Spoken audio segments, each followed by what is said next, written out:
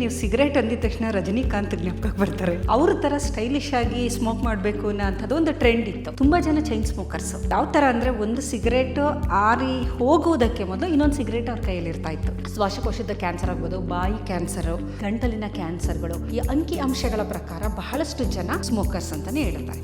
Smoke ಮಾಡಿದಾಗ ಬಹಳ ಮುಖ್ಯವಾಗಿ ರಿಯಾಕ್ಟಿವ್ ಆಕ್ಸಿಜನ್ ಸ್ಪೀಶೀಸ್ಗಳು ಬಿಡುಗಡೆ ಆಗುತ್ತೆ. ನಮ್ಮ ದೇಹದಲ್ಲಿ DNA ಆಗ್ಬೋದು, ಪ್ರೋಟೀನ್ ಆಗ್ಬೋದು, ಕಾರ್ಬೋಹೈಡ್ರೇಟ್ ಆಗ್ಬೋದು, ಲಿಪಿಡ್ ಎಲ್ಲದನ್ನು ನಾಶ ಮಾಡುವಂಥದ್ದು. ನಿಮಗೆ ಸ್ಮೋಕ್ ಮಾಡಿದಾಗ ಒಂಥರ ನನಗೆ ಗೊತ್ತಿಲ್ಲ, ಹಾರಾಡಿದ ಅನುಭವ, ಹಗುರವಾದ ಅನುಭವ, ತುಂಬ ಪ್ಲೆಸೆಂಟ್ ಅಂತ ಅನುಭವ. ಸೊ ಏನಾಗುತ್ತೆ, ಮತ್ತೆ ಮತ್ತೆ ಬೇಕು ಅಂತ ಟೆಂಪ್ಟ್ ಮಾಡ್ತಾ ಬರುತ್ತೆ. ಒಂದಿರೋದು 2 ಆಗುತ್ತೆ, 2 ಇದ್ದಿದ್ದು 4 ಆಗುತ್ತೆ, ಆಮೇಲೆ ಒಂದು ಪ್ಯಾಕ್ ಆಗುತ್ತೆ, ಬಿಡೋಕ್ಕೆ ಆಗೋದಿಲ್ಲ. ಬಿಟ್ಟರೆ ಅದು ವಿಡ್ರಾಲ್ ಎಫೆಕ್ಟ್ ಅಂತ ಇರುತ್ತೆ, ಕೈ ನಡುಗ ಅಂಥದ್ದು. ಈ ಮೇಯ್ನಾಗಿ ಸಿಗರೇಟಿಂದ ತೊಂದರೆ ಆಗೋದು ಯಾವುದು ಅಂದರೆ ಹೃದಯದಲ್ಲಿ ಬ್ಲಾಕ್ ಅಂತ ಅಂತೀವಿ ನೋಡಿ, ಬ್ಲಾಕ್ ಆಗಿದೆ. ಎಷ್ಟೊಂದು ಬ್ಲಾಕ್ ಆಗಿದೆ. ಯಾರಿಗೆ ಜಾಸ್ತಿ ಬ್ಲಾಕ್ ಆಗುತ್ತೆ ಅಂದರೆ ಸ್ಮೋಕರ್ಸು, ಆಲ್ಕೋಹಾಲಿಕ್ ಅವ್ರಿಗೇ ಜಾಸ್ತಿ ಆಗೋದಿಲ್ಲ. ಸ್ಮೋಕ್ ಮಾಡೋರನ್ನ ನೀವು ನೋಡಿ, ಅವರ ತುಟಿ ಕಪ್ಪಿರುತ್ತೆ, ಕಣ್ಣಿನ ಕೆಳಗಡೆ ಎಲ್ಲ ಕಪ್ಪಾಗಿರುತ್ತೆ, ವೀಕ್ನೆಸ್ ಇರುತ್ತೆ. ಏನಕ್ಕೆ ಅಂದರೆ ವೀಕ್ ಆಗಿಬಿಡುತ್ತೆ. ಅವ್ರಿಗೆ ಉಸಿರಾಡೋಕ್ಕಾಗಲ್ಲ, ಸ್ಟೆಪ್ಸ್ ಏರೋಕ್ಕಾಗೋದಿಲ್ಲ, ಬೆಟ್ಟ ಹತ್ತಕ್ಕಾಗಲ್ಲ, ಎಕ್ಸಸೈಸ್ ಮಾಡೋಕ್ಕಾಗೋದಿಲ್ಲ. ಮುಖ್ಯವಾದದ್ದು ನಮ್ಮ ವರ್ಣತಂತುಗಳ ತುದಿಯಲ್ಲಿರುವ ಟೀಲೋಮಿಯರ್ ಅಂತಿದೆ. ಸ್ಮೋಕಿಂಗ್ ಆ ಟೀಲೋಮಿಯರ್ ಲೆಂತ್ ಅನ್ನ ಸಣ್ಣದು ಮಾಡುತ್ತೆ ಅಂತ ಹೇಳ್ತಾರೆ. ಅದನ್ನ ಸಣ್ಣದಾಗಿ ಮಾಡಿದಾಗ ಏನಾಗುತ್ತೆ, ಏಜಿಂಗ್ ಪ್ರಾಸೆಸ್, ವಯಸ್ಸಾಗುವ ಪ್ರಕ್ರಿಯೆ ತುಂಬಾ ಬೇಗ ಆಗುತ್ತೆ. 40 ವರ್ಷ ಇದ್ರು 60 ವರ್ಷದವ್ರ ತರ ಕಾಣ್ತಾ ಇರ್ತಾರೆ. ವೀಕ್ನೆಸ್, ತಲೆ ಎಲ್ಲ ಬೆಳ್ಳಗಾಗಿರುತ್ತೆ, ಕೂದಲು ತಿನ್ನಾಗಿರೋದು, ಸ್ಕಿನ್ ಹಾಳಾಗಿರೋಂಥದ್ದು.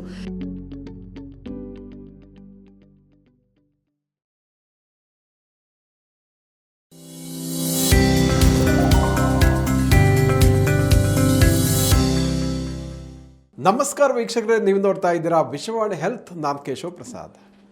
ವೀಕ್ಷಕರೇ, ಇತ್ತೀಚಿನ ದಿನಗಳಲ್ಲಿ ದಿನ ಅಂತಲ್ಲ, ಈ ಒಂದು ಇತ್ತೀಚಿನ ವರ್ಷಗಳಲ್ಲಿ ಹೇಳಿದ್ರೆ ಈ ಮದ್ಯಪಾನ, ಸಿಗರೇಟ್ ಸೇದುವಂಥದ್ದು, ಅದಕ್ಕೆ ಯಾವುದೋ ಒಂದು ಲಿಂಗ ತಾರತಮ್ಯ ಇಲ್ಲ. ಹುಡುಗರು ಮಾಡ್ತಾರೆ, ಹುಡುಗಿರು ತೊಗೊಳ್ತಾರೆ, ಹುಡುಗಿರು ಇವನ್ ಎಷ್ಟೋ ಸಂದರ್ಭಗಳಲ್ಲಿ ನಾವೇನು ಹುಡುಗರೇನು ಕಮ್ಮಿನ ಅಂದ್ಕೊಂಡು ತೊಗೊಳ್ತಾರೆ. ಸೊ ಹೀಗಾಗಿ ಈ ಸಿಗರೇಟ್ ಆರೋಗ್ಯಕ್ಕೆ ಎಷ್ಟು ಮಾರಕ ಅನ್ನುವಂಥದ್ದು. ಅಫ್ಕೋರ್ಸ್ ಸಿಗರೇಟಿನ ಪ್ಯಾಕಲ್ಲಿ ಅದು ಆರೋಗ್ಯಕ್ಕೆ ಹಾನಿಕರ ಅಂತ ಇರುತ್ತೆ. ಇವನು ಸಿನಿಮಾ ಥಿಯೇಟ್ರ್ಗಳಲ್ಲಿ ಭಾಳ ಅದ್ಭುತವಾಗಿ ಅಡ್ವರ್ಟೈಸ್ಮೆಂಟ್ ಎಲ್ಲ ತೋರಿಸ್ತಾರೆ ಅದರ ಅಪಾಯಗಳು ಏನು ಅಂತ. ಆದರೂ ಕೂಡ ಜನ ಸಿಗರೇಟ್ ಅಂದಾಗೆ ಅದಕ್ಕೆ ಒಮ್ಮೆ ಆ ಒಂದು ಚಟಕ್ಕೆ ಬಿದ್ದರೆ ಅದನ್ನು ಮತ್ತೆ ಕಂಟಿನ್ಯೂ ಮಾಡ್ತಾ ಹೋಗ್ತಾರೆ. ಭಾಳ ಕಷ್ಟ ಅಂತ ಹೇಳ್ತಾರೆ ಅದನ್ನು ಬಿಡಿಸುವಂಥದ್ದು. ಸೊ ಹಾಗಾದರೆ ಸಿಗರೇಟ್ ಆರೋಗ್ಯಕ್ಕೆ ಎಷ್ಟು ಮಾರಕ ಅಂತ ತಿಳುವಂಥದ್ದು ಬಹಳ ಉಪಯುಕ್ತ ಮತ್ತು ಯಾವ ಕಾಲ ಕೂಡ ಅರಿವು ಬೇಕು ಅನ್ನುವಂಥದ್ದು. ಸೊ ಹಾಗಾಗಿ ಸಿಗರೇಟ್ ಸೇವನೆಯ ಪರಿಣಾಮಗಳ ಬಗ್ಗೆ ಇವತ್ತಿನ ವಿಶೇಷ ಎಪಿಸೋಡ್ ನಾವು ಸಾಕಷ್ಟು ವೈಜ್ಞಾನಿಕ ವಿಚಾರಗಳನ್ನು ತಿಳಿದುಕೊಳ್ಳೋಣ. ಇದಕ್ಕಾಗಿ ನಮ್ಮ ಜೊತೆ ಇವತ್ತು ಮೈಸೂರು ವಿಶ್ವವಿದ್ಯಾಲಯದ ಜೆನೆಟಿಕ್ಸ್ ಆ್ಯಂಡ್ ಜೆನೋಮಿಕ್ಸ್ ವಿಭಾಗದ ಅಧ್ಯಕ್ಷರಾದ professor Suttur S Malini madam ಅವರು ನಮ್ಮ ಜೊತೆ ಇದ್ದಾರೆ. ಬನ್ನಿ ಕಾರ್ಯಕ್ರಮಕ್ಕೆ ಅವರನ್ನು ವೆಲ್ಕಮ್ ಮಾಡೋಣ. ನಮಸ್ಕಾರ ಮೇಡಮ್. ನಮಸ್ತೆ ಸರ್. ಸೊ ಅಂದಹಾಗೆ ನಾನು ಈಗಲೇ ಇಂಟ್ರೊಡಕ್ಷನಲ್ಲಿ ಹೇಳಿದ ಹಾಗೆ ಹುಡುಗರು ಎಲ್ಲರೂ ಕೂಡ ಈಗ ಸಿಗರೇಟ್ ಸೇವನೆ ಮಾಡ್ತಾರೆ. ಸೊ ಹಾಗಾದರೆ ಏನಾದರೂ ಏನು ಇಂಪ್ಯಾಕ್ಟಲ್ಲಿ ಏನಾದ್ರು ವ್ಯತ್ಯಾಸ ಇದೆಯಾ, ಏನು ಹೇಳ್ತೀರಾ ಅಂತ ಸರ್? ಮೊದಲನೇದಾಗಿ ನೀವು ಸಿಗರೇಟ್ ಅಂದಿದ ತಕ್ಷಣ ರಜನಿಕಾಂತ್ ಜ್ಞಾಪಕಕ್ಕೆ ಬರ್ತಾರೆ. ಅವ್ರನ್ನ ನೋಡ್ಕೊಂಡು ಅವರ ಸ್ಟೈಲಲ್ಲಿ ಅದನ್ನ ನೋಡಿ. ಏಕೆಂತಂದ್ರೆ ಕೆಲವೊಂದು ಚಲನಚಿತ್ರ ನಟರನ್ನ ನೋಡಿ ಜನಸಾಮಾನ್ಯರು ಅವ್ರನ್ನ ಫಾಲೋ ಮಾಡೋದಲ್ಲ, ಅವ್ರ ತರ ಸ್ಟೈಲಿಶ್ ಆಗಿ ಸ್ಮೋಕ್ ಮಾಡಬೇಕು ಅನ್ನೋಂಥದ್ದು ಒಂದು ಟ್ರೆಂಡ್ ಇತ್ತು. ಆಮೇಲೆ ನಾವು ಸ್ಟೂಡೆಂಟ್ ಆಗಿದ್ದಾಗ ನಮ್ಮ ಪ್ರೊಫೆಸರ್ಸ್ ಎಲ್ಲ ತುಂಬಾ ಜನ ಚೈನ್ ಸ್ಮೋಕರ್ಸ್. ಯಾವ ತರ ಅಂದ್ರೆ ಒಂದು ಸಿಗರೇಟ್ ಆರಿ ಹೋಗುವುದಕ್ಕೆ ಮೊದಲು ಇನ್ನೊಂದು ಸಿಗರೇಟ್ ಅವ್ರ ಕೈಯಲ್ಲಿ ಇರ್ತಾ ಇತ್ತು. ಅಂದ್ರೆ ಎಕ್ಸಲೆಂಟ್ ಅವರು, ಅಷ್ಟು ಮೇಧಾವಿಗಳು ಆ ಪ್ರೊಫೆಸರ್ಸ್ ಅಂದ್ರೆ ಹಾಗೆ ಮೇಧಾವಿಗಳು ಅವರು. ಅದ್ರ ಜೊತೆ ಚೈನ್ ಸ್ಮೋಕರ್ಸ್. ಹೌದು, ನನಗೆ ನೆನಪಾಯ್ತು, ಈ ಬುದ್ಧಿಜೀವಿಗಳು, ಲೇಖಕರು, ಹೌದು, ಅವ್ರು ಅನ್ಸ್ಬೇಕಿದ್ರೆ ಕೈಯಲ್ಲಿ ಒಂದು ಸಿಗರೇಟ್ ಅಂತ ಹೀಗೆ ಯೋಚನೆ ಮಾಡ್ಬೇಕು. ಹೌದು. ಸೊ ಆ ರೀತಿ ಒಂದು ಇದು ಇದೆ. ಅಂದ್ರೆ ಅವ್ರಿಗೆ ಏನಂದ್ರೆ ಅದರಿಂದ ಏನೋ ಒಂದು ಸಂತೋಷ ಕೊಡುತ್ತೆ ಅಂತ. ಖಂಡಿತ ಇಲ್ಲ ಅದು, ಯಾಕೆಂದ್ರೆ ನಾವು ಕ್ರಿಯೇಟಿವ್ ಥಿಂಕಿಂಗ್ ಬೇಕು ಅಂತ ಹೇಳ್ತಾರೆ. ಹೌದು, ಅದು ಡೋಪಮೈನ್ ಸ್ವಲ್ಪ ಮಟ್ಟಿಗೆ ರಿಲೀಸ್ ಆಗುತ್ತೆ, ಬಟ್ ಅದರಿಂದನೇ ಅಂತ ಹೇಳಕ್ ಆಗೋದಿಲ್ಲ. ಹಾಗಾಗಿ ನಮಗೆ ಸಿಗರೇಟ್ ಅಂದಾಗ ಅವ್ರದ್ದು ಜ್ಞಾಪಕ ಬರುತ್ತೆ. ಹಿಂದಿನವರು ಚೈನ್ ಸ್ಮೋಕರ್ಸ್ ಇದ್ರು. ಮತ್ತೆ ಎಲ್ಲಾ ಜಾಗ ಪಬ್ಲಿಕ್, ಸಾರ್ವಜನಿಕ ಸ್ಥಳಗಳು, ಅದು ಬಸ್ ಸ್ಟ್ಯಾಂಡ್ ಆಗ್ಬೋದು, ರೈಲ್ವೆ ಸ್ಟೇಷನ್, ಥಿಯೇಟರ್ಗಳು, ಅಲ್ಲಿ ವ್ಯಾಪಕವಾಗಿ ಈ ಒಂದು ಹೊಗೆನ ನಾವು ನೋಡ್ತಾ ಇದ್ವು. ಅದರಲ್ಲಿ ನಾವು ಪ್ಯಾಸಿವ್ ಸ್ಮೋಕರ್ಸ್ಗಳು ಎಲ್ಲರೂ ಅವರೆಲ್ಲ ಆಕ್ಟಿವ್ ಸ್ಮೋಕರ್ ಆದರೆ ಪಕ್ಕದಲ್ಲಿರೋರು ಪ್ಯಾಸಿವ್ ಸ್ಮೋಕರ್. ನಾವು ಅವ್ರಿಗೆ ಎಷ್ಟು ತೊಂದರೆ ಅವ್ರಿಗೆ ಎಷ್ಟು ತೊಂದರೆ ಆಗುತ್ತೋ ಅದ್ರ ಅರ್ಧ ಭಾಗ ನಮಗೂ ತೊಂದರೆ ಆಗ್ತಾ ಇತ್ತು. ಬಟ್ ಆ ನಂತರದಲ್ಲಿ ಒಂದು ಕಾನೂನು ತುಂಬ ಕಠಿಣವಾಗಿ ಆ ಕ್ರಮಗಳನ್ನು ಕೈಗೊಂಡಿರೋದ್ರಿಂದ ಸಾರ್ವಜನಿಕ ಸ್ಥಳಗಳಲ್ಲಿ ಇಂದು ಸಿಗರೆಟ್ ಸ್ಮೋಕಿಂಗ್ ಇಲ್ಲ. ಆದರೂ ಸಹ ಎಲ್ಲೋ ಕದ್ದು ಮುಚ್ಚಿ ಮಾಡ್ತಾ ಇದ್ದಾರೆ. ಅಷ್ಟೊಂದು ಇಲ್ಲದೆ ಹೋದ್ರೂ ಒಂದು ಮಟ್ಟದಲ್ಲಿ ಸಿಗರೆಟ್ ಸೇವನೆ ಸ್ಮೋಕಿಂಗು ಇದ್ದೇ ಇದೆ. ಹಾಗಾದರೆ ವೈಜ್ಞಾನಿಕವಾಗಿ ಯಾವ ರೀತಿ ಸಿಗರೇಟ್ ಸೇವನೆ ಸ್ಮೋಕಿಂಗ್ ಅಂತ ನಾವು ಏನಂತೀವಿ ಅದು ಆರೋಗ್ಯಕ್ಕೆ ಹಾನಿಕಾರಕ ಅಂತ ನಾವು ನೋಡಿದರೆ ಮಾಲಿಕ್ಯುಲರ್ ಲೆವೆಲಲ್ಲಿ ಏನೇನಾಗುತ್ತೆ ಅಂತ ನಾವು ನೋಡಿದರೆ ಸಿಗರೇಟಿನಿಂದ ಸುಮಾರು 7,000 ವಿಷಗಳು ಬಿಡುಗಡೆಯಾಗುತ್ತೆ ಅಂತ ವೈಜ್ಞಾನಿಕ ವರದಿಗಳು ತಿಳಿಸಿವೆ. 7,000 ಅದೇನೆಂದರೆ ಒಂದು ಬರ್ನ್ ಆಗಬೇಕಾದ್ರೆ ಆ ಒಂದು ರಾಸಾಯನಿಕ ಮತ್ತೊಂದಕ್ಕೆ ಸೇರಿಕೊಂಡು ಇನ್ನೊಂದಷ್ಟು ವಿಷಗಳು, ಆ ವಿಷಗಳು ಇದನ್ನು ಫಿಷನ್ ಅಂತಂತೀವಿ. ಒಂದು ಮಾಲಿಕ್ಯೂಲ್, ಒಂದು ಆ್ಯಟಮ್ನ ನೀವು ಒಡೆದಾಗ ಅದು ಹೇಗೆ 100,000 ಲಕ್ಷ ಕೋಟಿ ಆಗುತ್ತೆ, ಅದು ಫ್ಯೂಷನ್ ಅಂದರೆ ಸೇರ್ಕೊಳ್ಳೋವಂಥದ್ದು ತುಂಬದು. ಫಿಷನ್ ಅಂದರೆ ಒಂದನ್ನು ಒಡೆದ್ರೆ ನೀವು ಅದರಿಂದ ಹೇಗೆ ಬಹಳಷ್ಟು ಎನರ್ಜಿ ಬಿಡುಗಡೆಯಾಗುತ್ತೆ, ಆ ಥರ ಕೆಲವು ವಿಷಯುಕ್ತ ಪದಾರ್ಥಗಳು ಬರ್ನ್ ಆಗುತ್ತಲ್ಲ, ಆ ಸಂದರ್ಭದಲ್ಲಿ ಅದು ಇನ್ನೂ ಹೆಚ್ಚು ವಿಷಗಳಾಗಿ ಮಾರ್ಪಾಡು ಅನ್ನೋದು. A+B = C, C+A ಇನ್ನೊಂದು D, ಆಮೇಲೆ D+B ಈ ಥರ ಒಂದಕ್ಕೆ ಒಂದು ಸೇರಿಕೊಂಡು ಕೊನೆಗೆ ನಿಮಗೆ ಅಂದಾಜು 7,000 ವಿಷಗಳನ್ನು ಸಿಗರೇಟು ಬಿಡುಗಡೆ ಮಾಡುತ್ತೆ ಅಂತ ವೈಜ್ಞಾನಿಕವಾಗಿ ಇದು ವರದಿಗಳಿದೆ, ಸಾಬೀತಾಗಿರುವಂತಹ ವರದಿಗಳಿವೆಲ್ಲ. ಬೇಕಾದಷ್ಟು ಇದ್ರ ಮೇಲೆ ರಿಸರ್ಚ್ ಆಗಿದೆ. ಏಕೆಂತಂದರೆ ಲಂಗ್ ಕ್ಯಾನ್ಸರು, ಶ್ವಾಸಕೋಶದ ಕ್ಯಾನ್ಸರ್ ಆಗ್ಬೋದು, ಬಾಯಿ ಕ್ಯಾನ್ಸರು, ಆಮೇಲೆ ಗಂಟಲಿನ ಕ್ಯಾನ್ಸರ್ಗಳು, ಇಂಥದಕ್ಕೆಲ್ಲ ಪ್ರಮುಖವಾಗಿ ಈ ಕ್ಯಾನ್ಸರ್ ಹೊಂದಿರುವ ವ್ಯಕ್ತಿಗಳನ್ನು ನಾವು ಗಮನಿಸಿ ನೋಡಿದಾಗ ಈ ಅಂಕಿ ಅಂಶಗಳ ಪ್ರಕಾರ ಬಹಳಷ್ಟು ಜನ ಸ್ಮೋಕರ್ಸ್ ಅಂತಲೇ ಹೇಳ್ತಾರೆ. ಯಾರು ಸಿಗರೇಟನ್ನು ಬಳಕೆ ಮಾಡ್ತಿದ್ರು ಅವ್ರಿಗೆ ಅಂತ. ಕೆಲವರಿಗೆ ಇರ್ಬೋದು ಒಂದು 10% ನಾನ್ ಸ್ಮೋಕರ್ಸ್ಗಳಿಗೂ ಬಂದಿರ್ಬೋದು ಬೇರೆ ಕಾರಣಗಳು. ಆದರೆ ಮೆಜಾರಿಟಿ ಸ್ಮೋಕರ್ಸೇನೆ. ಅಪರೂಪಕ್ಕೆ ಸ್ಮೋಕ್ ಮಾಡದೇ ಇದ್ದವ್ರಿಗೂ ಬಂದಿರುವ ಸಾಧ್ಯತೆ ಇದೆ, ಇಲ್ಲ ಅಂತಲ್ಲ. ಇದು ಬಹಳ ಮುಖ್ಯವಾಗಿ ನಾವು ನೋಡೋ ಅಂಥದ್ದು ಕ್ಯಾನ್ಸರ್ ಅಂತಂದಾಗ. ಇಲ್ಲಿ ಏನಾಗುತ್ತೆ, ಈ ಸಿಗರೇಟ್ ಸೇವನೆಯಿಂದಾಗಿ ಏನಾಗುತ್ತೆ ಅಂದರೆ ಮೊದಲನೇದಾಗಿ ದೇಹದಲ್ಲಿ ಇನ್ಫ್ಲಮೇಷನ್ ಜಾಸ್ತಿ ಆಗ್ತಾ ಬರುತ್ತೆ. ಉರಿ ಊತ ಅಂತೀವಿ. ಇನ್ಫ್ಲಮೇಷನ್ ಎಲ್ಲ ಥರದ ಕಾಯಿಲೆಗಳಿಗೂ ಮೂಲ. ಅದು ಕ್ಯಾನ್ಸರ್ ಆಗ್ಬೋದು, ಏನೇ ಆಗಲಿ ಇನ್ಫ್ಲಮೇಷನು ಜಾಸ್ತಿ ಆದಂಗೆ ಕಾಯಿಲೆಗಳ ಸಾಧ್ಯತೆ ಜಾಸ್ತಿ ಆಗುತ್ತೆ. ಅದ್ರ ಜೊತೆಗೆ DNA ಡ್ಯಾಮೇಜ್ಗಳು ಆಗ್ತಾ ಬರುತ್ತೆ. DNA ಡ್ಯಾಮೇಜ್ಗಳು, ಆಮೇಲೆ ಇನ್ಫ್ಲಮೇಷನು ಮತ್ತು ರಿಯಾಕ್ಟಿವ್ ಆಕ್ಸಿಜನ್. ಸ್ಮೋಕ್ ಮಾಡಿದಾಗ ಬಹಳ ಮುಖ್ಯವಾಗಿ ರಿಯಾಕ್ಟಿವ್ ಆಕ್ಸಿಜನ್ ಸ್ಪೀಷೀಸ್ಗಳು ಬಿಡುಗಡೆ ಆಗುತ್ತೆ. ಈ ರಿಯಾಕ್ಟಿವ್ ಆಕ್ಸಿಜನ್ ಸ್ಪೀಷೀಸ್ಗಳು ನಮ್ಮ ದೇಹದಲ್ಲಿ DNA ಆಗ್ಬೋದು, ಪ್ರೋಟೀನ್ ಆಗ್ಬೋದು, ಕಾರ್ಬೋಹೈಡ್ರೇಟ್ ಆಗ್ಬೋದು, ಲಿಪಿಡ್ ಎಲ್ಲದನ್ನು ನಾಶ ಮಾಡುವಂಥದ್ದು. ಅದ್ರ ಜೊತೆ ಬೈಂಡ್ ಆದಾಗ ನಾಶ ಅನ್ನೋದಕ್ಕಿಂತ ಅದರ ಕೆಲಸ ಮಾಡೋಕ್ಕಾಗದೇ ಇದ್ದ ಹಾಗೆ ಮಾಡುವಂಥದ್ದು, ಇನ್ಯಾಕ್ಟಿವ್ ಮಾಡುವಂಥದ್ದು ಅಥವಾ ಡಿನೇಚರ್ ಮಾಡುವಂಥದ್ದು. ಅವಾಗ ಏನಾಗುತ್ತೆ, ದೇಹದಲ್ಲಿ ಏನೇನು ಯಾವ ಕಾಲಕ್ಕೆ ಏನು ಕೆಲಸ ನಡೆಯೋದಿಲ್ಲ. ಅದೇ ಅನಾರೋಗ್ಯ. ಎಲ್ಲ ಕೆಲಸ ಸರಿಯಾಗಿ ನಡೆದ್ರೆ ಆರೋಗ್ಯ. ಯಾವುದೇ ಕೆಲಸದಲ್ಲಿ ತೊಂದರೆ ಆದರೆ ಅನಾರೋಗ್ಯ ಅಷ್ಟೇ. ಆರೋಗ್ಯ ಅನಾರೋಗ್ಯ ಅಷ್ಟೇ, ಸಿಂಪಲ್. ಎಲ್ಲ ಚೆನ್ನಾಗಿದ್ದಾಗ ಆರೋಗ್ಯ. ಆ ಕ್ರಿಯೆಗಳಲ್ಲಿ ಒಳಗಡೆ ನಡೆಯುವ 3,000 ಕ್ರಿಯೆಗಳಲ್ಲಿ ಒಂದಷ್ಟು ಕ್ರಿಯೆಗಳಲ್ಲಿ ಅಡೆತಡೆಗಳು ಉಂಟಾದಾಗ ಅನಾರೋಗ್ಯ. ಎಲ್ಲಿ ನಡೆಯುತ್ತೆ, ಯಾವ ಅಂಗಾಂಗದ ಮೇಲೆ ನಡೀತಾ ಇದೆ ಅದ್ರ ಡಿಪೆಂಡಿಂಗ್ ಅಪಾನ್ ದಟ್ ಹೃದಯ ಆಗ್ಬೋದು, ಮೇಲೆ ಕರುಳಾಗ್ಬೋದು, ಶ್ವಾಸಕೋಶ, ಆ ಥರದ ಅನಾರೋಗ್ಯವನ್ನು ನಾವು ನೋಡ್ತಾ ಬರ್ತೀವಿ. ಅನಂತರ ಬಹಳ ಮುಖ್ಯವಾದದ್ದು ಇಲ್ಲಿ DNA ಮ್ಯೂಟೇಷನ್ ಆಗಿರುವಂಥದ್ದು ಅಂತ ನಾನು ಹೇಳಿದೆ. ಈ ರಿಯಾಕ್ಟಿವ್ ಆಕ್ಸಿಜನ್ ಸ್ಪೀಷೀಸು ಅಥವಾ ವಿಷಗಳಿಂದ ಏನಾಗುತ್ತೆ, ಅವನ್ನ ಕಾರ್ಸಿನೋಜೆನ್ ಅಂತ ನಾವು ಕರಿತೀವಿ. ಕಾರ್ಸಿನೋಜೆನ್ ಅಂದರೆ ಕ್ಯಾನ್ಸರ್ ಕಾರಕಗಳು. ಇವೇನು ಮಾಡುತ್ತೆ, DNAಯಲ್ಲಿ ಮ್ಯೂಟೇಷನ್ ಮಾಡಿ P53 ಅಂತ ಒಂದು ಜೀನ್ ಇದೆ. P53 ಅನ್ನೋದು ಒಂಥರ ಮಾಸ್ಟರ್ ರೆಗ್ಯುಲೇಟರಿ ಜೀನ್ ಅಂತ ಅನ್ಬೋದು. ಮೇನ್ ಕಮಾಂಡರ್ ಥರ ನಮ್ಮ ಡಿಫೆನ್ಸಲ್ಲಿ ಕಮಾಂಡರ್ ಯಾರು, P53. ನೀವು ಕಮಾಂಡರ್ನೇ ಸಾಯಿಸ್ಬಿಟ್ರೆ ಅಲ್ಲಿಗೆ ನಿಮಗೆ ಆ ದೇಶ ನೀವು ವಶ ಮಾಡ್ಕೊಂಡಾಗೆ. ಆ ಥರ P53 ಒಂದು ಅಲ್ಟಿಮೇಟ್. ಅದನ್ನು ಡ್ಯಾಮೇಜ್ ಮಾಡುವ ಶಕ್ತಿ ಇದೆ. ಅಂದರೆ ಅದು ನಾಶ ಆಯಿತು ಅಂತಂದರೆ ಕ್ಯಾನ್ಸರ್ ಜೀವಕೋಶಗಳು ಯಥೇಚ್ಛವಾಗಿ ಅವು ಪ್ರಾಲಿಫರೇಟ್ ಆಗ್ತಾ ಬರುತ್ತೆ. KRAS ಜೀನ್ ಅಂತ ಇನ್ನೊಂದಿದೆ. P53, KRAS ಇವೆಲ್ಲ ಏನಂದರೆ ಟ್ಯೂಮರ್ ಸಪ್ರೆಸಾರ್ ಜೀನ್ಗಳು. ಟ್ಯೂಮರ್ ಆಗದೆ ಇದ್ದ ಹಾಗೆ ತಡೆಗಟ್ಟುವಂಥ ಜೀನ್. ಈಗ ಪ್ರತಿಯೊಬ್ಬರ ದೇಹದಲ್ಲೂ ಕ್ಯಾನ್ಸರ್ ಜೀವಕೋಶ ಇಲ್ಲ ಅಂತೇನಿಲ್ಲ. ನಮಗೆ ಗೊತ್ತಿಲ್ಲದಂಗೆ ಬೇಕಾದಷ್ಟು ಕಾರ್ಸಿನೋಜನ್ಗೆ ಪ್ರತಿನಿತ್ಯ ನಾವು ಎಕ್ಸ್ಪೋಸ್ ಆಗ್ತೀವಿ. ಹೊರಗಡೆ ಹೋಗ್ತೀವಿ, ಹೋಟೆಲಲ್ಲಿ ಏನೋ ಒಂದು ತಿಂತೀವಿ, ಕಾರ್ಸಿನೋಜನ್ ಅಂದರೆ ಅವನು ಹಾಕಿರುವ ಕಲರಿಂಗ್ ಏಜೆಂಟ್ ಇರ್ಬೋದು, ಫುಡ್ ಟೇಸ್ಟಿಂಗ್ ಪೌಡರ್ ಇರ್ಬೋದು, ಅದು ನಮ್ಮ DNA ಮೇಲೆ ಹೋಗಿ ಡ್ಯಾಮೇಜ್ ಮಾಡಿರುತ್ತೆ. ಆದರೆ ಅದನ್ನು ರಿಪೇರ್ ಮಾಡುವಂತಹ ಶಕ್ತಿನೂ ಸಹ ನಮ್ಮ ದೇಹಕ್ಕಿದೆ. ಅದಕ್ಕೋಸ್ಕರ ಎಲ್ಲ ನಾವು ಬದುಕಿರ್ತೀವಿ. ಆಕಸ್ಮಿಕವಾಗಿ ಯಾವುದೇ ಒಂದು ಜೀವಕೋಶದಲ್ಲಿ ಆ ಥರ ಮ್ಯೂಟೇಷನ್ ಆದರೆ ಅದು ರಿಪೇರ್ ಆಗುತ್ತೆ. ದೇಹ ಅದನ್ನು ಕಂಡಿಡಿದು ಅದನ್ನು ನಾಶ ಮಾಡುತ್ತೆ. ಅಪಾಪ್ಟಾಸಿಸ್ ಅಂತೀವಿ, DNA ರಿಪೇರ್ ಮೆಕ್ಯಾನಿಸಮ್ ಅಂತೀವಿ. ಟ್ಯೂಮರ್ ಸಪ್ರೆಸಾರ್ ಜೀನ್ ಅಂದರೆ ಹೆಸರೇ ಹೇಳುವಾಗೆ ಸಪ್ರೆಸ್ ಮಾಡೋ ಅಂಥದ್ದು.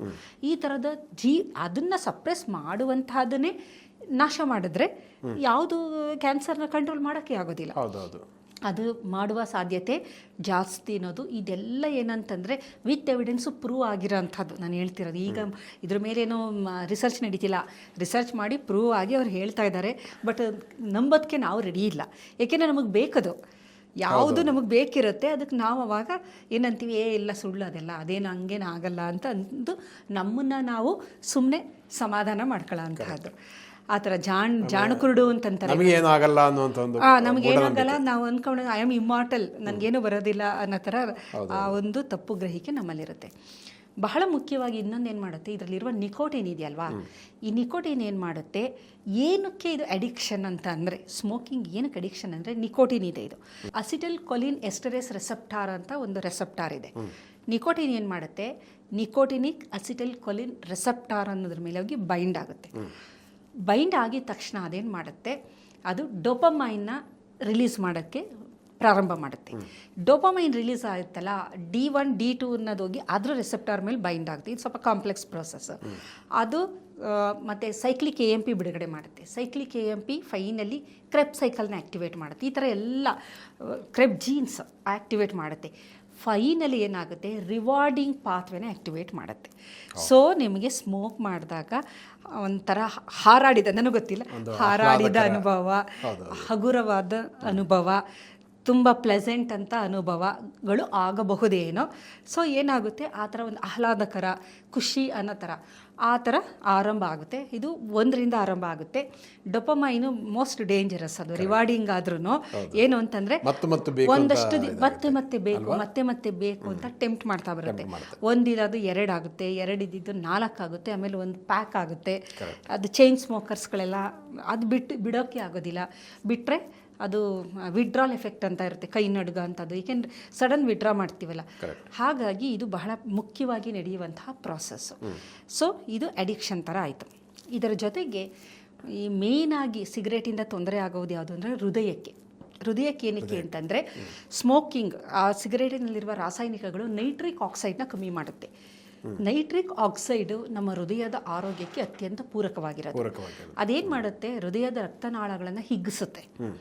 ಯಾವಾಗ ನೈಟ್ರಿಕ್ ಆಕ್ಸೈಡ್ ಲೆವೆಲ್ ಕಮ್ಮಿ ಆಯಿತು, ರಕ್ತನಾಳಗಳು ಹಿಗ್ಗೋದಿಲ್ಲ, ಅದು ಕನ್ಸ್ಟ್ರಿಕ್ಟ್ ಹಂಗೆ ಸಣ್ಣದಾಗೇ ಇರುತ್ತೆ. ಆವಾಗ ಏನಾಗುತ್ತೆ, ಅಥಿರೋಸ್ಕ್ಲಿರೋಸಿಸ್ ಅಂತೇಳಿ ರಕ್ತನಾಳಗಳಲ್ಲಿ ಹೆಪ್ಪುಗಟ್ಟಿ ಆನಂತರ ರಕ್ತ ಸರಿಯಾಗಿ ಹರಿದೇ ಇರೋದನ್ನು ಆಂಜಿಯೋಪ್ಲಾಸ್ಟಿ, ಬೈಪಾಸ್ ಎಲ್ಲ ಮಾಡ್ತಾರಲ್ವ, ಹೃದಯದಲ್ಲಿ ಬ್ಲಾಕ್ ಅಂತ ಅಂತೀವಿ. ಬ್ಲಾಕ್ ಆಗಿದೆ, ಎಷ್ಟೊಂದು ಬ್ಲಾಕ್ ಆಗಿದೆ. ಯಾರಿಗೆ ಜಾಸ್ತಿ ಬ್ಲಾಕ್ ಆಗುತ್ತೆ ಅಂದರೆ, ನಿಜವಾಗ್ಲೂ ನೀವು ಹಾಗೆ ಹುಡುಕ್ತಾ ಹೋಗಿ ಸ್ಮೋಕರ್ಸು, ಆಲ್ಕೋಹಾಲಿಕ್ ಅವ್ರಿಗೇ ಜಾಸ್ತಿ ಆಗೋದಿದು. They are the main victim. ಏನಕ್ಕೆ ಅಂತಂದರೆ ಇವೆಲ್ಲ ರಾಸಾಯನಿಕಗಳು. ಈಗ ನೀವು ಉದಾಹರಣೆಗೆ ಹೌದು, ಈಗ ಒಂದು ಗಿಡ ಮನೆಯಲ್ಲಿ, ಆ ಗಿಡಕ್ಕೆ ಒಳ್ಳೆ ಗೊಬ್ಬರ ಹಾಕಿ ನೀರು ಹಾಕಿ ಗಿಡ ಚೆನ್ನಾಗಿರಲ್ವಾ, ಆ ಗಿಡಕ್ಕೆ ನೀವು ಒಂದಷ್ಟು ವಿಷ ಹಾಕಿದ್ರೆ ಏನಾಗುತ್ತೆ, ಗಿಡ ಸುಟ್ಟೋಯ್ತು ಅಷ್ಟೇ. ನಮ್ಮ ದೇಹನೂ ಅಷ್ಟೇ, ಈ ಥರ ರಾಸಾಯನಿಕಗಳು ದೇಹದ ಒಳಗಡೆ ಹೋದಾಗ ಡ್ಯಾಮೇಜ್ಗಳಾಗ್ತಾ ಬರುತ್ತೆ. ಹಾಗಾಗಿ ಹೃದಯಕ್ಕೆ ಸಂಬಂಧಿಸಿದಂತಹ ತೊಂದರೆಗಳು ಜಾಸ್ತಿ ಆಗ್ತಾ ಬರುತ್ತೆ. ಜೊತೆಗೇನಾಗುತ್ತೆ, ಈ ಸಿಗರೇಟಿನಿಂದ ಬಿಡುಗಡೆಯಾಗುವ ಕಾರ್ಬನ್ ಮೊನಾಕ್ಸೈಡ್, ಇದು ಬಹಳ ಮುಖ್ಯವಾದದ್ದು. ಮೇನ್ ನಡೆಯುವಂಥ ಪ್ರಕ್ರಿಯೆ ಅದೇ. ಸಿಗರೇಟು ನೀವು ಸ್ಮೋಕ್ ಮಾಡಿದಾಗ ಕಾರ್ಬನ್ ಮೊನಾಕ್ಸೈಡ್ ಬಿಡುಗಡೆಯಾಗುತ್ತೆ. ಅದು ರಕ್ತದಲ್ಲಿ ಹಿಮೋಗ್ಲೋಬಿನ್ ಜೊತೆ ಹೋಗಿ ಬೈಂಡ್ ಆಗುತ್ತದೆ. ಅದು ಯಾವ ಥರ ಅಂದರೆ, ಆಕ್ಸಿಜನ್ಗಿನ್ನ 200-300 ಪಾಲು ಅಫಿನಿಟಿ ಹಿಮೋಗ್ಲೋಬಿನ್ ಜೊತೆ ಜಾಸ್ತಿ. ಅದಕ್ಕೆ ಆಕ್ಸಿಜನ್ ಪ್ಲೇಸ್ನ ಇದೇ ಆಕ್ಯುಪೈ ಮಾಡಿಬಿಡುತ್ತೆ. ಕಾರ್ಬಾಕ್ಸಿ ಹಿಮೋಗ್ಲೋಬಿನ್ ಅಂತ ಆಗ್ಬಿಡುತ್ತದು. ಕಾರ್ಬನ್ ಮೊನಾಕ್ಸೈಡ್ ಹಿಮೋಗ್ಲೋಬಿನ್ ಜೊತೆ ತುಂಬ ಅದ್ರದ್ದು ಆಕರ್ಷಣೆ ಜಾಸ್ತಿ ಆಕ್ಸಿಜನ್ಗಿನ್ನ. ಹಿಮೋಗ್ಲೋಬಿನ್ನು ಸಾಮಾನ್ಯ ಆಕ್ಸಿಜನ್ನ ಬೈಂಡ್ ಮಾಡೋವಂಥದ್ದು, ಆದರೆ ಆಕ್ಸಿಜನ್ ಬಿಟ್ಬಿಡುತ್ತೆ, ಕಾರ್ಬನ್ ಮೊನಾಕ್ಸೈಡ್ ಜೊತೆ ಬೈಂಡ್ ಆಗುತ್ತೆ. ಕಾರಣ ಇದರ ಅಫಿನಿಟಿ ಏನಿದೆ ಅದು 300 ಪಾಲು ಹೆಚ್ಚಿದೆ. ಹಿಮೋಗ್ಲೋಬಿನ್ ಜೊತೆ. ಸೊ ನಿಮಗೆ ಹಿಮೋಗ್ಲೋಬಿನ್ ಜೊತೆ ಆಕ್ಸಿಜನ್ ಇಲ್ದರೆ ಕಾರ್ಬನ್ ಮೊನಾಕ್ಸೈಡ್ ಆದರೆ ಇಡೀ ದೇಹದ ಎಲ್ಲ ಜೀವಕೋಶಗಳಿಗೂ ನಿಮಗೆ ಆಕ್ಸಿಜನ್ ಬೇಕು. ಕರೆಕ್ಟ್. ಆಕ್ಸಿಜನ್ ಕಮ್ಮಿ ಆದಂಗೆ ನಿಮಗೇನಾಗುತ್ತೆ ನೋಡಿ, ಸ್ಮೋಕ್ ಮಾಡೋರನ್ನ ನೀವು ನೋಡಿ, ಅವರ ತುಟಿ ಕಪ್ಪಿರುತ್ತೆ, ಕಣ್ಣಿನ ಕೆಳಗಡೆ ಎಲ್ಲ ಕಪ್ಪಾಗಿರುತ್ತೆ, ವೀಕ್ನೆಸ್ ಇರುತ್ತೆ. ಏನಕ್ಕೆ ಅಂದರೆ ಆಕ್ಸಿಜನ್ ಕಮ್ಮಿ. ಯಾವ ವ್ಯಕ್ತಿಗೆ ಆಕ್ಸಿಜನ್ ಕಮ್ಮಿ ಇರುತ್ತೆ ಅದು ಕೆಲವು ವೀಕ್ನೆಸ್. ನಿಮ್ಗೆ ತುಂಬ ಸ್ಮೋಕ್ ಮಾಡೋರಿಗೆ ಲಿಪ್ಸ್ ಎಲ್ಲ ಬ್ಲ್ಯಾಕ್ ಇರುತ್ತಲ್ಲ, ಆಕ್ಸಿಜನ್ ಕಮ್ಮಿ, ಕಾರ್ಬಾಕ್ಸಿ ಹಿಮೋಗ್ಲೋಬಿನ್ ಆಗಿರೋದ್ರಿಂದ ಜೀವಕೋಶಗಳಿಗೆ ಸಪ್ಲೈ ಆಗಬೇಕಾಗಿದ್ದ ಆಕ್ಸಿಜನ್ ಕಮ್ಮಿ ಆಗುತ್ತೆ, ಮೆದುಳಿಗೆ ಹೋಗುವಂಥ ಆಕ್ಸಿಜನ್ ಕಮ್ಮಿ ಆಗುತ್ತೆ. ಹಾಗಾಗಿ ಅವರು ಸ್ಮೋಕ್ ಮಾಡದೇ ಇಲ್ಲ ಅಂದರೆ ಅವ್ರಿಗೆ ಏನೂ ಹೊಳೆಯೋದೇ ಇಲ್ಲ. ಮಾಡಿದಾಗ ಮಾತ್ರ ಡೊಪಮೈನ್ ರಿಲೀಸ್ ಆಗುತ್ತೆ, ಖುಷಿ ಆಗುತ್ತೆ. ಹಾಗಾಗಿ ಇದೆಲ್ಲ ತೊಂದರೆಗಳು ಆಗುವಂಥದ್ದನ್ನು ನಾವು ನೋಡ್ತೀವಿ. ಜೊತೆಯಲ್ಲಿ ಈ ಒಂದು ಸಿಗರೇಟಿಂದ ಇನ್ನು ಯಾವ ರೀತಿಯ ತೊಂದರೆ ಉಂಟಾಗುತ್ತೆ ಅಂತ ನಾವು ನೋಡೋದಾದರೆ, ಬಹಳ ಮುಖ್ಯವಾಗಿ ನಮ್ಮ ಶ್ವಾಸಕೋಶದಲ್ಲಿ ಏನಿದೆ, ಸೀಲಿಯಾಗಳಿದೆ, ಸಣ್ಣ ಸಣ್ಣ ಒಂದು ಕೂದಲುಗಳ ಥರ. ಈಗ ನಮ್ಮ ಎಷ್ಟು ಚೆನ್ನಾಗಿ ನಮ್ಮ ದೇಹದಲ್ಲಿ ಪ್ರೊಟೆಕ್ಷನ್ ಇದೆ ಅಂತ ಅಂದರೆ, ಮೂಗಿನಲ್ಲಿ ಕೂದಲುಗಳಿದೆ, ನೀವು ನೋಡಿದ್ದೀರಾ. ಏನಕ್ಕೆ ಅಂದರೆ ಯಾವುದೇ ಧೂಳು ಹೋದರೆ ಅಲ್ಲೇ ಟ್ರ್ಯಾಪ್ ಆಗಬೇಕು. ಧೂಳಿನ ಜೊತೆ ಈ ಬ್ಯಾಕ್ಟೀರಿಯಾಗಳು, ವೈರಸ್ಗಳು, ಸೂಕ್ಷ್ಮಾಣುಜೀವಿಗಳು, ಫಿಲ್ಟ್ರೇಷನ್ ಎಷ್ಟು ಲೆವೆಲಲ್ಲಿ ಫಿಲ್ಟ್ರೇಷನ್ ಇದೆ, ಅಲ್ಲೊಂದು ಫಿಲ್ಟ್ರೇಷನ್ ಆಯಿತಾ. ಶ್ವಾಸಕೋಶದಲ್ಲಿ ಸೀಲಿಯರಿ ಸ್ಟ್ರಕ್ಚರ್ಗಳಿದೆ, ಸಣ್ಣ ಸಣ್ಣ ಕೂದಲು. ಅದು ಏನು ಮಾಡುತ್ತೆ, ಈ ಥರ ಯಾವುದೇ ಪ್ಯಾಥೋಜನ್ ದೇಹದ ಒಳಗಡೆ ಶ್ವಾಸಕೋಶಕ್ಕೆ ಹೋದರೆ ಅದನ್ನೆಲ್ಲ ಟ್ರ್ಯಾಪ್ ಮಾಡ್ತಾ ಬರುತ್ತೆ. ಆದರೆ ಈ ಸ್ಮೋಕಿಂಗ್ ಆದಾಗ ಈ ಸೀಲಿಯರಿ ಸ್ಟ್ರಕ್ಚರ್ ಎಲ್ಲ ನಾಶ ಆಗಿಬಿಡುತ್ತೆ. ಅದೇ ನಾಶ ಆದಾಗ ಫಿಲ್ಟ್ರೇ ಇಲ್ಲ, ಯಾವ ಫಿಲ್ಟ್ರೂ ಇಲ್ಲ. ಸೊ ಡೈರೆಕ್ಟಾಗಿ ನಾವು ಏನು ಸೋಂಕು ಉಂಟು ಮಾಡುವ ಜೀವಿಗಳು ಹೋಗುತ್ತೆ, ನೇರವಾಗಿ ಶ್ವಾಸಕೋಶಕ್ಕೆ ಹೋಗುವಂಥದ್ದು. ತುಂಬ ಡೇಂಜರು. ಅಲ್ಲಿ ಆಲ್ವಿಯೋಲೈಗಳು ಅಂತ ತುದಿಗಳಲ್ಲಿರುತ್ತಲ್ಲ, ಆಲ್ವಿಯೋಲೈ ಇವನ್ನೆಲ್ಲ ಏನು ಮಾಡುತ್ತೆ, ಅಟ್ಯಾಕ್ ಮಾಡುತ್ತೆ ಅಲ್ಲಿ. ಅದಕ್ಕೆ ನೋಡಿ ಇನ್ಫೆಕ್ಷನ್, ಲಂಗ್ ಇನ್ಫೆಕ್ಷನ್ನು, ಈಗ ನ್ಯೂಮೋನಿಯಾ ಎಲ್ಲ ಆಗೋದು ಸ್ಮೋಕ್ ಮಾಡೋರಿಗೆ ಜಾಸ್ತಿ. ವೀಕ್ ಆಗಿಬಿಟ್ಟಿರುತ್ತೆ, ಏಕೆಂದರೆ ಆಲ್ರೆಡಿ ಸೀಲಿಯರಿ ಸ್ಟ್ರಕ್ಚರ್ ಏನೂ ಇಲ್ಲ.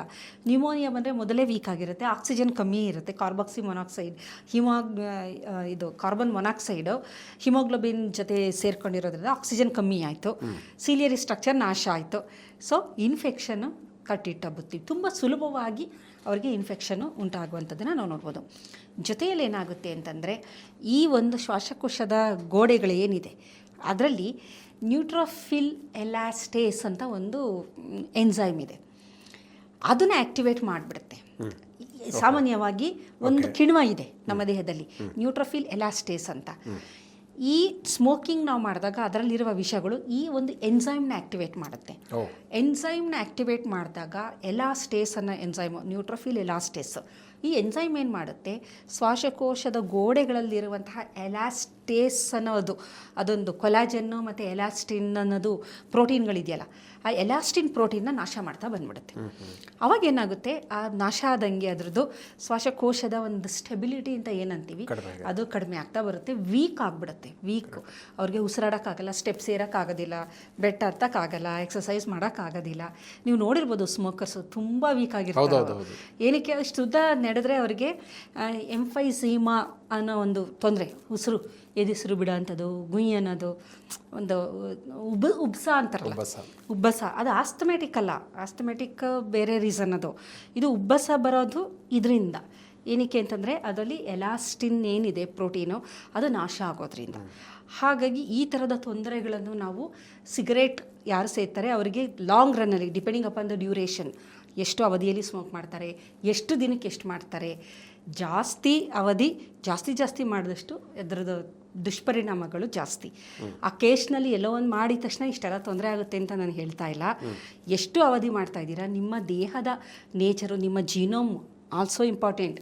ನೀವು ಎಷ್ಟು ಸಿಗರೇಟ್ ಸೇರ್ತೀರಾ ಅನ್ನೋದು ಇಂಪಾರ್ಟೆಂಟು, ಎಷ್ಟು ದಿನ ಮಾಡ್ತೀರಾ ಕಂಟಿನ್ಯೂಸ್ಸು, ಅಕೇಶನಲ್ಲಿ ಅದೆಲ್ಲ ಡಿಪೆಂಡ್ ಆಗ್ತಾ ಬರುತ್ತೆ.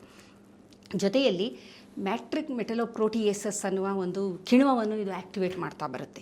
ಕೆಲವೊಂದು ಜೀನ್ಸ್ ಇರುತ್ತೆ, ಕೆಲವೊಂದು ವಿಷಗಳು ಅವನ್ನು ಆ್ಯಕ್ಟಿವೇಟ್ ಮಾಡೋದ್ರಿಂದ ಅದು ಸಹ ದೇಹದ ಎಲ್ಲ ಸಂಪೂರ್ಣ ಸ್ನಾಯುಗಳು, ಮುಖ್ಯವಾಗಿ ಸ್ನಾಯುಗಳನ್ನು ದುರ್ಬಲಗೊಳಿಸುವಂಥದ್ದು. ಆಮೇಲೆ ಸಾಮಾನ್ಯವಾಗಿ ನೀವು ನೋಡಿ ಸ್ಮೋಕರ್ಸ್ಗಳಿಗೆ ಏಜಿಂಗ್ ಪ್ರಾಸೆಸ್ಸು ಬೇಗ ಆಗುತ್ತೆ. ನೋಡಿ ನೀವು ಸಾಮಾನ್ಯ ಅಬ್ಸರ್ವ್ ಮಾಡಬೇಕು ಇದನ್ನು. ಒಂದು ಏನಕ್ಕೆ ಕಾರಣ ಏನು ಅಂತಂದರೆ ಕೊಲಾಜನ್ ಏನು ಅಂದರೆ ನಮ್ಮ ಚರ್ಮದ ತ್ವಚೆಯನ್ನು ತುಂಬ ಚೆನ್ನಾಗಿಡೋ ಅಂಥದ್ದು, ಏಜಿಂಗ್ ಬೇಗ ಆಗದೇ ಇರೋ ಹಾಗೆ ನಮ್ಮನ್ನು ಕಾಪಾಡೋ ಅಂಥದ್ದು. ಸೊ ಸ್ಮೋಕಿಂಗ್ ಮಾಡಿದಾಗ ಅದರಲ್ಲಿರುವ ವಿಷಗಳು ಸುಮಾರು ಇದೆ. ಅದರಲ್ಲಿ ಆ ವಿಷಗಳೇನಾಗುತ್ತೆ, ಬೆಂಜೋಯಿಕ್ ಆ್ಯಸಿಡ್ ಆಗಿರ್ಬೋದು, ಬೆನ್ಝೀನ್ ಆಗಿರ್ಬೋದು, ನಿಕೋಟಿನ್ನು ಇವೆಲ್ಲ ಏನು ನಾನು ಹೇಳಿದ್ದೆ ಅವೆಲ್ಲ ಮತ್ತು ಕಾರ್ಬನ್ ಮೊನಾಕ್ಸೈಡ್ಗಳು ನಾನು ಸುಮ್ಮನೆ ಒಂದು 4 ಹೇಳಿರೋದು 7,000 ಇದೆ. ಹಾಗಾಗಿ ಇವುಗಳು ಏನು ಮಾಡುತ್ತೆ ಅಂದರೆ ಆ ಕೊಲಾಜನ್ ಮೇಲೆ ಆ್ಯಕ್ಟ್ ಮಾಡಿ ಕೊಲಾಜನ್ನ ನಾಶ ಮಾಡೋದ್ರಿಂದ ಏಜಿಂಗ್ ಪ್ರಾಸೆಸ್. ಜೊತೆಯಲ್ಲಿ ವಿಜ್ಞಾನಿಗಳು ಕಂಡುಹಿಡಿದಿರೋ ಬಹಳ ಮುಖ್ಯವಾದದ್ದು ನಮ್ಮ ವರ್ಣತಂತುಗಳ ತುದಿಯಲ್ಲಿರುವ ಟೀಲೋಮಿಯರ್ ಅಂತಿದೆ. ಸ್ಮೋಕಿಂಗು ಆ ಟೀಲೋಮಿಯರ್ ಲೆಂತನ್ನು ಸಣ್ಣದು ಮಾಡುತ್ತೆ ಅಂತ ಹೇಳ್ತಾರೆ. ಟೀಲೋಮಿಯರ್ ಅಂತ ಇದೆ ವರ್ಣತಂತುಗಳ ತುದಿಯಲ್ಲಿ. ಅದು ನಮ್ಮ ವಯಸ್ಸಾಗುವ ಪ್ರಕ್ರಿಯೆಯನ್ನು ತಡೆಯುವಂತಹದ್ದು. ಅದನ್ನು ಸಣ್ಣದಾಗಿ ಮಾಡಿದಾಗ ಏನಾಗುತ್ತೆ, ಏಜಿಂಗ್ ಪ್ರಾಸೆಸ್ಸು, ವಯಸ್ಸಾಗುವ ಪ್ರಕ್ರಿಯೆ ತುಂಬ ಬೇಗ ಆಗುತ್ತೆ. 40 ವರ್ಷ ಇದ್ದರೂ 60 ವರ್ಷದವ್ರ ಥರ ಕಾಣ್ತಾ ಇರ್ತಾರೆ. ವೀಕ್ನೆಸ್ಸು, ತಲೆಯೆಲ್ಲ ಬೆಳ್ಳಗಾಗಿರುತ್ತೆ, ಕೂದಲು ತಿನ್ನಾಗಿರೋದು, ಸ್ಕಿನ್ ಹಾಳಾಗಿರೋಂಥದ್ದು, ಆಮೇಲೆ ಶಕ್ತಿ ಇಲ್ಲ ಅವರಿಗೆ, ಆಮೇಲೆ ಉಸಿರಾಡಕ್ಕೆ ತೊಂದರೆ, ಹೃದಯದ ತೊಂದರೆ, ಎಲ್ಲ ತೊಂದರೆಗಳನ್ನು ನಾವು ನೋಡ್ಬೋದು.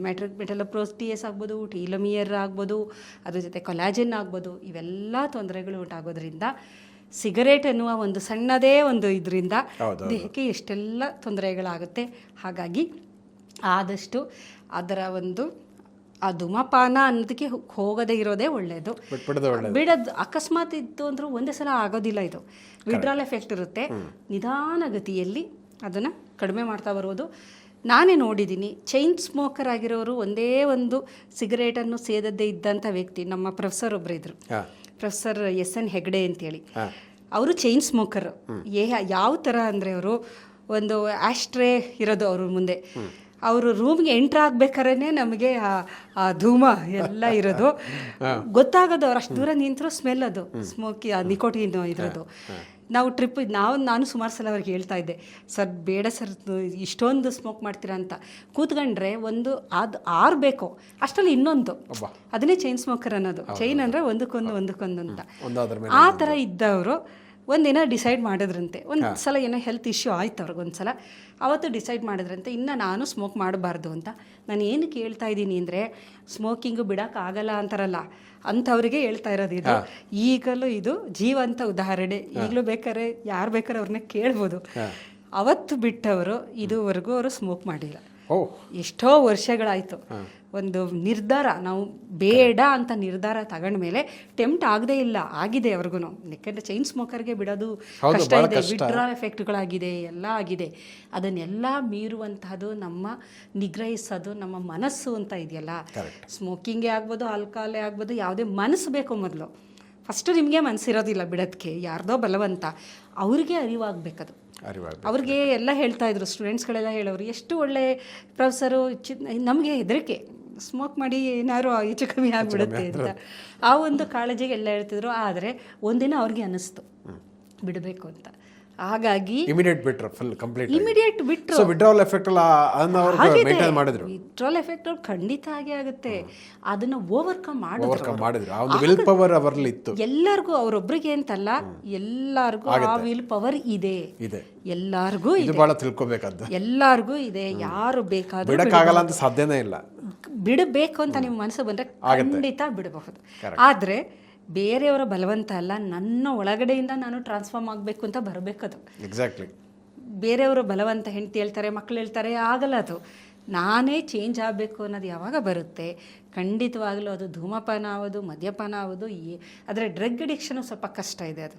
ಅದು ಬಿಡುವಂಥದ್ದು ಅಷ್ಟು ಸುಲಭಕ್ಕೆ ಆಗೋದಿಲ್ಲ. ಏಕೆಂದರೆ ಬ್ರೈನ್ದು ಒಂದು ರೀಜನ್ ಇದೆಯಲ್ಲ, ಸಂಪೂರ್ಣವಾಗಿ ಅಡಿಕ್ಟ್ ಆಗೋಗಿರುತ್ತೆ.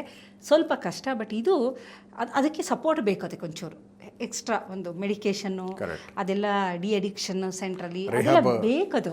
ಸ್ವಲ್ಪ ಅಲ್ಲಿಗೆ ಹೋಗ್ಬೇಕಾಗುತ್ತೆ. ಬಟ್ ಇದನ್ನ ಹಾಗೆ ಮಾಡಬಹುದು ಖಂಡಿತ. ಸೊ ನಿಜ ಕೂಡ ಬಹಳ ಅಷ್ಟೇ ಒಂದು ಉಪಯುಕ್ತವಾದಂಥ ವಿಚಾರಗಳು ಇದೆಲ್ಲ. ಮನಸ್ಸಿದ್ರೆ ಮಾರ್ಗವಿದೆ ಅಂತ ಹೇಳ್ತಾರಲ್ಲ. ಸೊ ಹಾಗಾಗಿ ಮದ್ಯಪಾನ ಇರ್ಬೋದು, ಧೂಮಪಾನ ಇರ್ಬೋದು, ಖಂಡಿತವಾಗಿ ಕೂಡ ಇದನ್ನು ತ್ಯಜಿಸಿ ಆರೋಗ್ಯವನ್ನು ಮತ್ತೆ ಗಳಿಸ್ಕೊಳ್ಳಿಕ್ಕೆ ಅವಕಾಶ ಆಗುತ್ತೆ. ಸೊ ಆ ಒಂದು ಮೆಸೇಜ್, ಮತ್ತು ಜೊತೆಗೆ ಒಂದು ಸಣ್ಣ ಸಿಗರೇಟ್ನಲ್ಲಿ 7,000ಕ್ಕೂ ಹೆಚ್ಚು ಕೆಮಿಕಲ್ಸ್ ಇರುತ್ತೆ ಅನ್ನುವಂಥದ್ದು. ಅದು ಬಹಳ ಕ್ಯಾನ್ಸರ್ಕಾರಕ ಕೆಮಿಕಲ್ಗಳು ಅಲ್ವಾ. ಸೊ ಬಹಳ ನಿಜಕ್ಕೂ ಕೂಡ ಪ್ರತಿಯೊಬ್ಬರು ಕೂಡ ಈ ವಿಡಿಯೋನ ನೋಡಿಕೊಂಡು ಸ್ಟಾರ್ಟಿಂದ ಎಂಡ್ವರೆಗೆ ತಿಳ್ಕೊಳ್ಳುವಂಥ ವಿಚಾರಗಳು ಅಷ್ಟೊಂದು ಇದೆ. ಸೊ ಹಾಗಾಗಿ ಈ ಒಂದು ವೈಜ್ಞಾನಿಕ ವಿಚಾರಗಳನ್ನು ತಿಳಿಸ್ಕೊಟ್ಟಿದ್ದಕ್ಕಾಗಿ ಧನ್ಯವಾದಗಳು. ವೀಕ್ಷಕರು, ಇಂತಹ ಮತ್ತಷ್ಟು ಉಪಯುಕ್ತ ವಿಡಿಯೋಗಳಿಗೆ ವಿಶ್ವವಾಣಿ ಹೆಲ್ತ್ ಯೂಟ್ಯೂಬ್ ಚಾನಲನ್ನು ವೀಕ್ಷಿಸಿ ಮತ್ತು ಸಬ್ಸ್ಕ್ರೈಬ್ ಮಾಡಿ. ವಂದನೆಗಳು.